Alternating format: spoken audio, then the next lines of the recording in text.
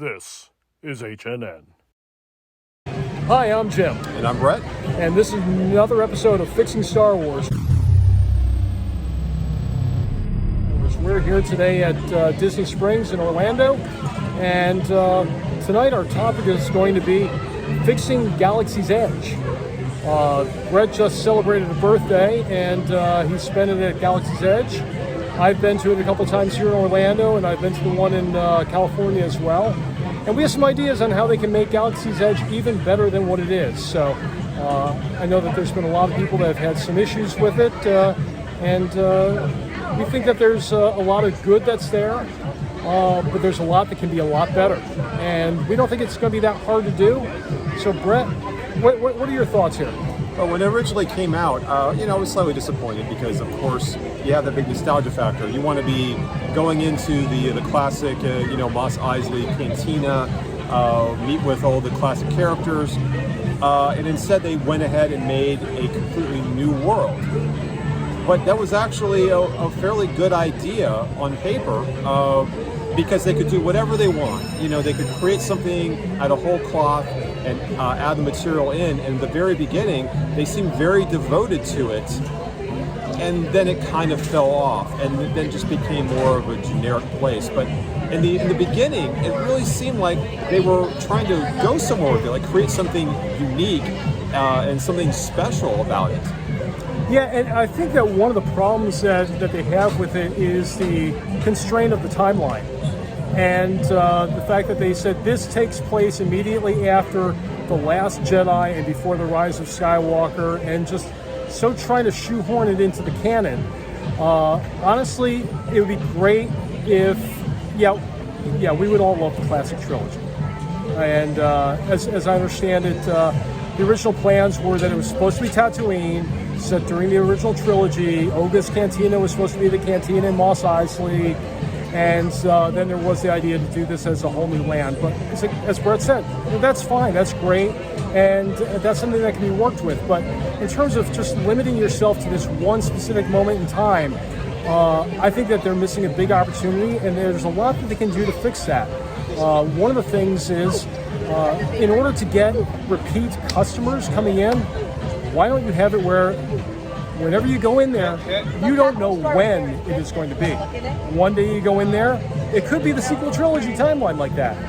I'm thinking kind of like the lines of how it was with Star Tours, when you would go on there and you would never know what planets you'd be visiting. It was completely random. It could be prequel, it could be sequel, it could be original trilogy.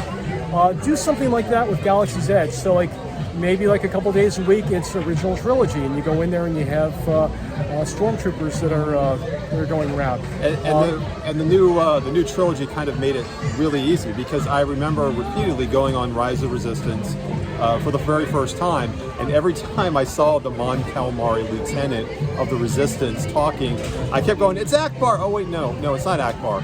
It's so easy to reskin the First Order AT-ATs into the old style AT-ATs, the First Order troopers into the regular stormtroopers, the First Order TIE fighters into the regular TIE fighters, and so on. It's not that hard at all. Yeah, and we're not saying to be switching this out all the time either. I'm talking more about when the characters that are going around that section of the park. One day you could go there and you could be meeting Darth Vader. Another day, Kylo Ren. Another day you could have anybody else from throughout the timelines there. So I'm sure it's killing them right now. There's why can't we have the Mandalorian walking around? Exactly. How much people would be freaking out about seeing the Mandalorian, or when they're coming out with the new shows?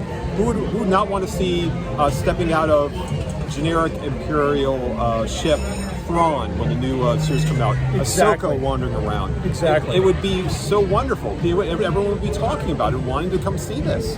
Exactly. And you would get people coming back time after time after time going, am I going to meet somebody from Clone Wars today? Am I going to meet somebody from the prequels? Am I going to meet somebody from the original trilogy? Am I going to meet somebody from the sequel trilogy?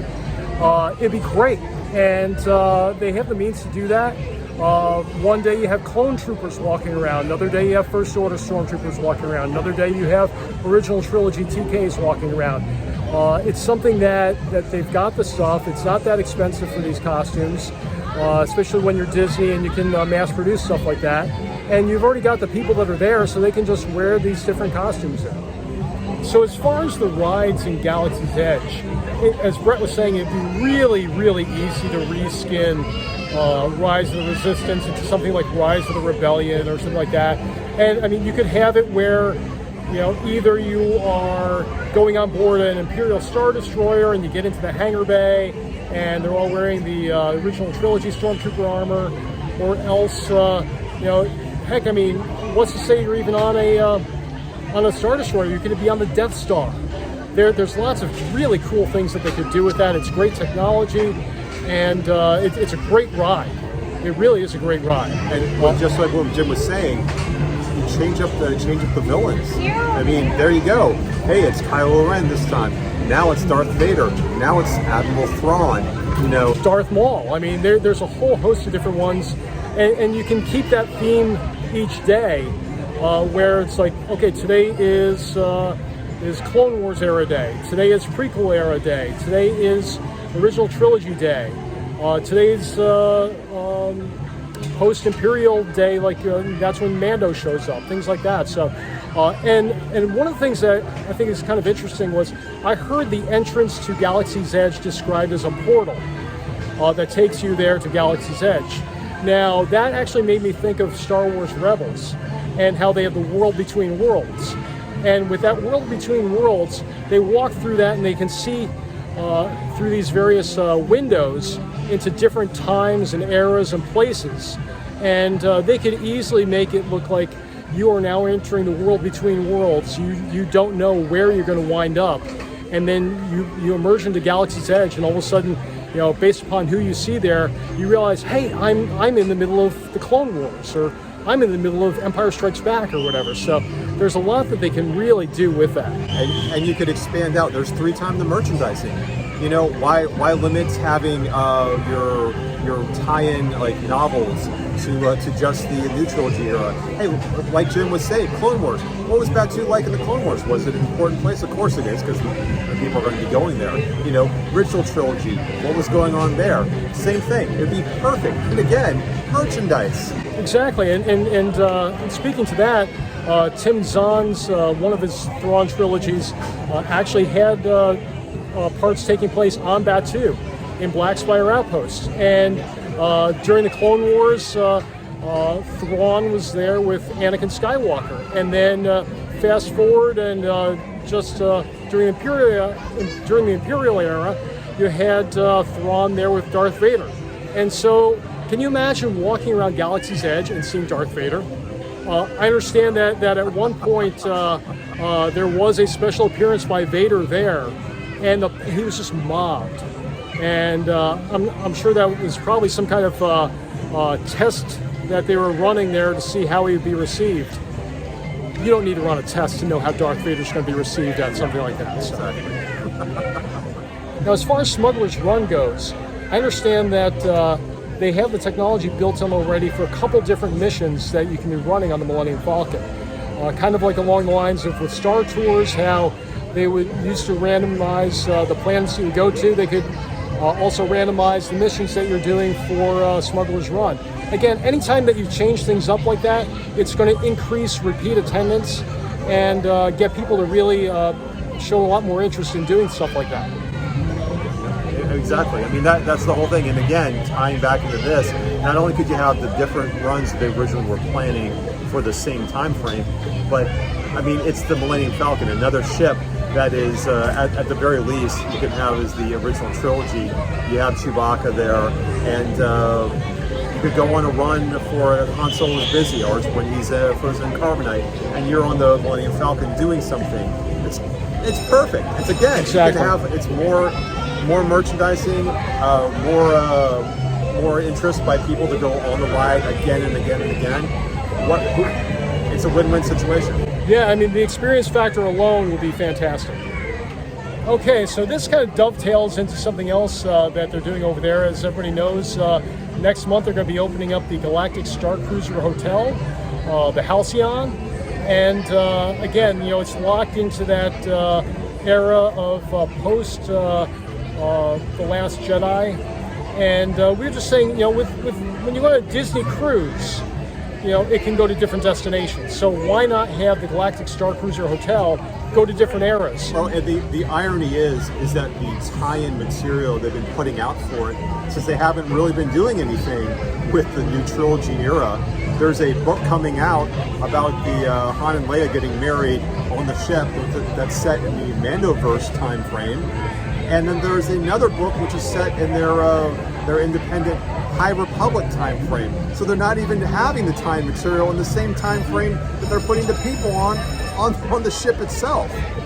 Yeah, I think that's kind of interesting there. So, why not have it where you book your cruise, say, I want to go on the Clone Wars cruise. I want to go on the original trilogy cruise. I want to go on the Mando era cruise. I want to go on the prequel cruise. I want to go on the sequel cruise. And that way, people can go on what era interests them the most. And again, just like on a regular cruise, you can switch out what the entertainment is. Do the same thing here. Just switch out the uniforms, and I think that would increase the amount of interest that people would have in actually doing this. You just have to look at the reservations, and people have been canceling in droves. Just hearing about the different activities that they have planned and everything, they need to up their game on that because it's not very exciting. Not for $6,000 a family. Like you were saying earlier, we're seeing Darth Vader. Who wouldn't want to be on a cruise where the ship is boarded by the Empire and out comes Vader and a group of stormtroopers saying that there's a rebel spy somewhere on the cruise liner and they're going to find out who it is. And of course, someone is in fact a rebel spy on it because that's something that they had at the very beginning of the cruise, that they were assigned or something like that, story-wise. I mean, how incredible is that? Yeah, that'd be pretty amazing. So, and whether you're being boarded by Vader or Grand Admiral Thrawn, Moff Gideon, being boarded by Count Dooku, there's a whole host of different people, Kylo Ren, any of these, it'd be great. It'd be great. And, let people book their cruise. And then Disney can get a much better idea in terms of what's selling and what's not, and then adjust accordingly. Now, there's one other thing about that. If anyone has gone to the Disney Studios recently, you have that big gap between where Galaxy's Edge is and where Star Tours is the Muppet area. And while I love the Muppets, and I love that area, it's increasingly clear that Disney is probably going to be doing away with it. So while I would prefer if they kept it, if they're going to go ahead with it, then the obvious thing would be is to extend out the existing Star Wars area. And I could see them doing a number of things. If they absolutely refuse to do anything with like expanding out the multiple eras like we were talking about earlier, one thing that they could do is that they could make that into an original trilogy area. Go with the original plans that Jim was talking about. Make that Tatooine.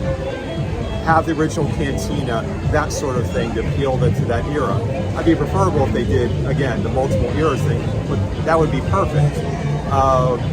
They could also just pick something, a famous planet they could do. I guess Coruscant would be a little difficult to do. Yeah. I think what would be a suitable planet for from the trilogy era. That would be good. I have a mix. Why not a mix of things? Because the outside of Star Tours is a little bit kind of indoor. Exactly. Why not have something like that where you have a little bit of Cloud City, where it'd be mostly indoors. You have a little bit of Tatooine over here. You can throw in some of the lamented prequel trilogy planets that seem to get used anymore. Even for Naboo, that's fine. Sure. Have a little bit of Coruscant, the Jedi Council. They have that Jedi show, which is right next to there. It's on a little stage and everything.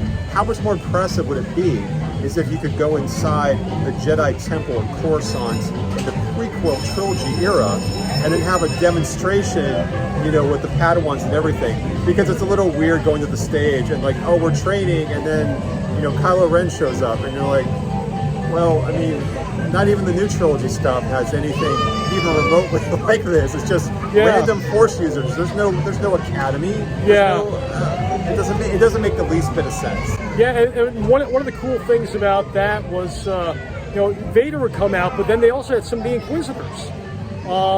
One time my daughter was doing it, and the Seventh Sister came out. It was great. Oh, that's amazing. Yeah. So, I mean, it shows that when they want to do something, they can, and we'd love to see more of that happening. So, well, I think that wraps it up for this episode of Fixing Star Wars. Again, I'm Jim. And I'm Brett. And be sure to like, share, subscribe, and we'll see you next time.